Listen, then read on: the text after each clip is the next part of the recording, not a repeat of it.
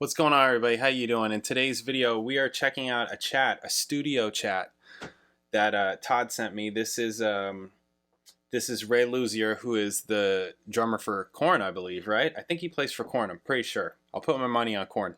With Nick RASKULINECZ, right? The producer who just did Snakes and Arrows and also did Clockwork Angels. We're not on Clockwork. I have not listened to Clockwork Angels yet. And they're talking about Neil Peart. So I figure, why not? Let's check this out and see what. There's got to be some cool stories. We get to hear more of Nick. This should be pretty cool. Drummer talk, drummer stuff, right? So we're gonna check this out. If you're new here, please subscribe. Check out my videos, all kinds of videos, lots of playlists, all kinds of stuff. Please subscribe. Thank you guys. Check it out. I do donation requests, so if there's something you want me to watch, listen to, talk about, all that information is in the description below. Thank you guys. All right, let's check out this video. Bam.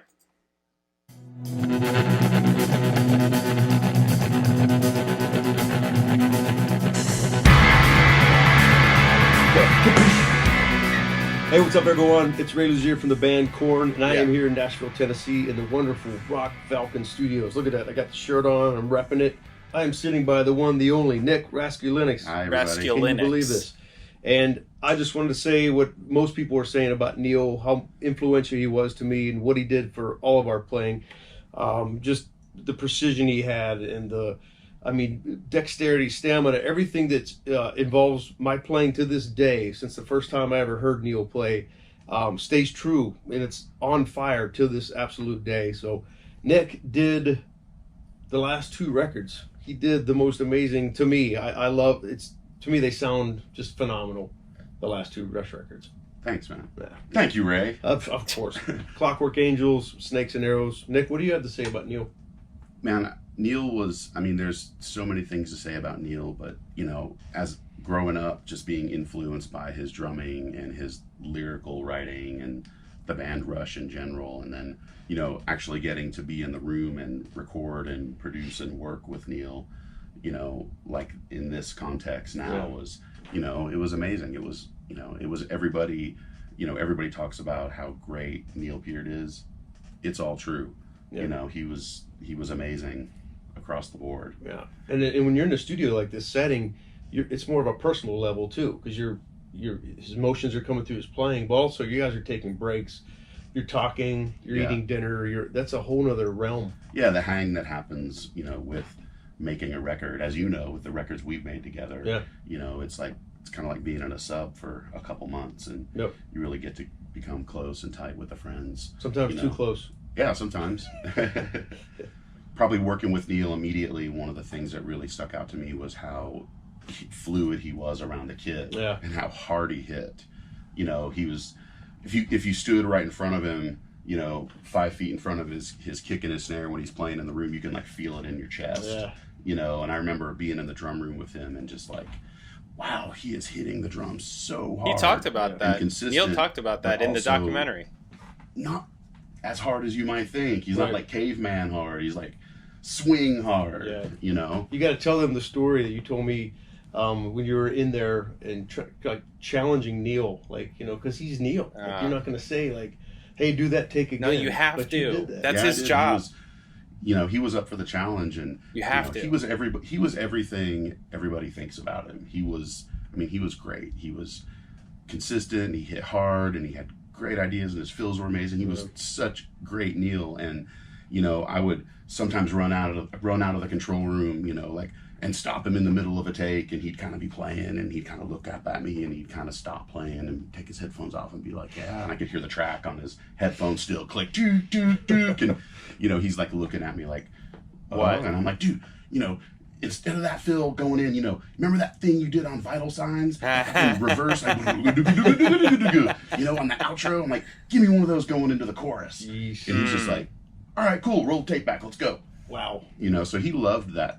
He loved the challenge. Right. Anything I could throw at him, he would try and master immediately, or be like, I'm not really feeling that. I'd be like, all right, cool, let's try something else.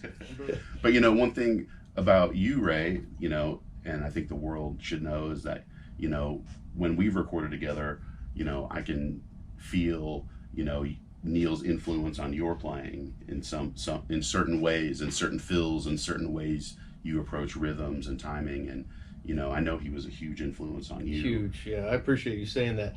It's true. Like I always wondered, you know, when I was little, playing the stacks of records back when the needle would end and then the next record would fall down. I'd have like Back in Black on, and then Moving Pictures would be the next one. Yeah. And I always remember going like, how come I can't? Yeah. What's going on? You know, the 4 on the floor compared to all the fills.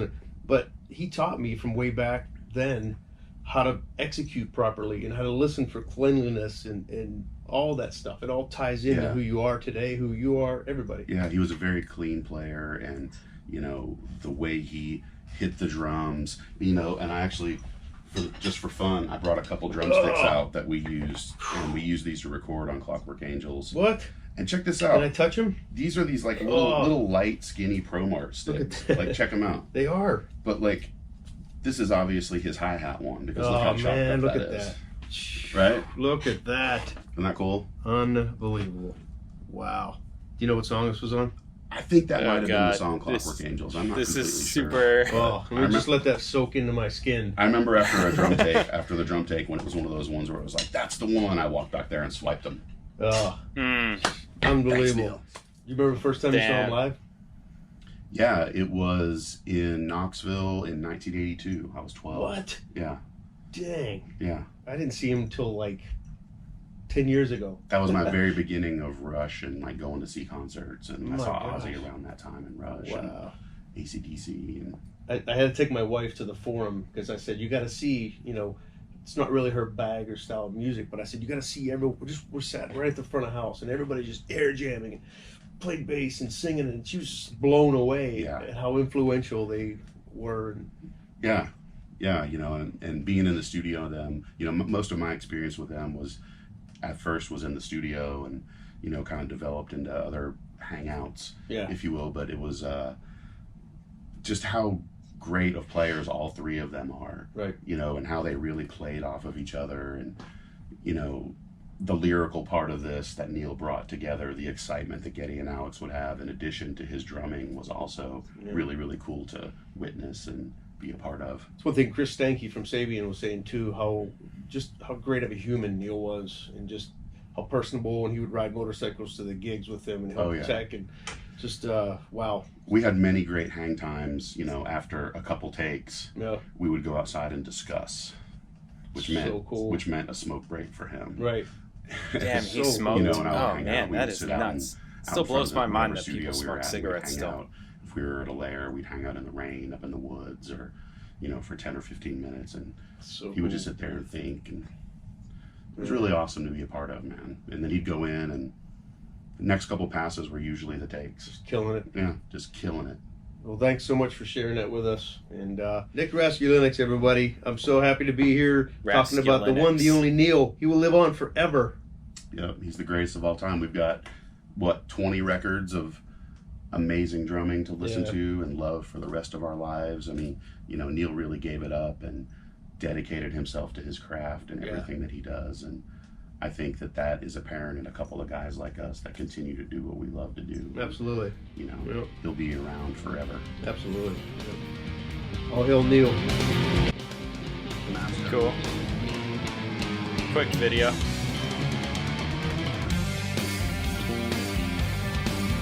Oh, this must be Clockwork Angels, huh? Cool. Quick little video there.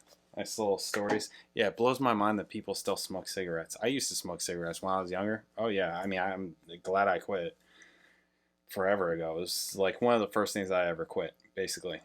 But, I mean, yeah, geez. I know that I remember seeing all those old videos of, like, Geddy smoking cigarettes, and it was just like, oh, my God. Oh, my God.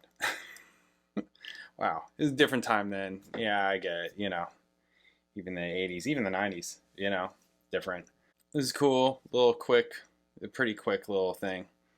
Yeah, Ray plays for Korn. I actually know Rod Diaz, the bass player now for Korn, who's filling in for Fieldy. I don't know if that's going to be a permanent thing or what, but I remember when Rod used to sub for me a few times for a gig that I had in Orange County in California, and you know, he always wears like the tank top and you know, he always wears a tank top, basically.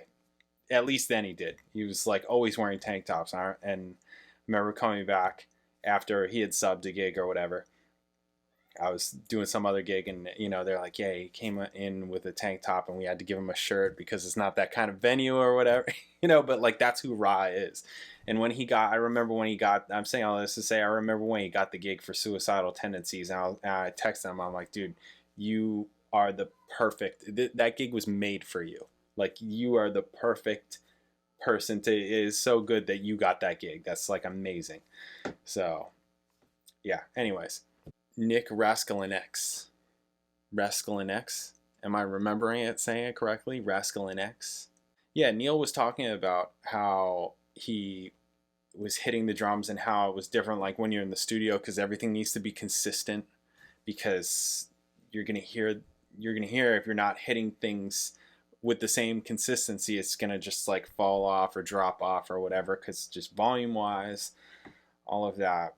It's cool, a little bit short little interview that Todd sent me. It's cool to check out. Yeah, all seem like good guys. Yeah, just like, yeah, the Neil worship. It's like, it's just have this soak in. It's, you know. Yeah, he's just a guy. He's not a god. In fact, he's faithless. So there's that. So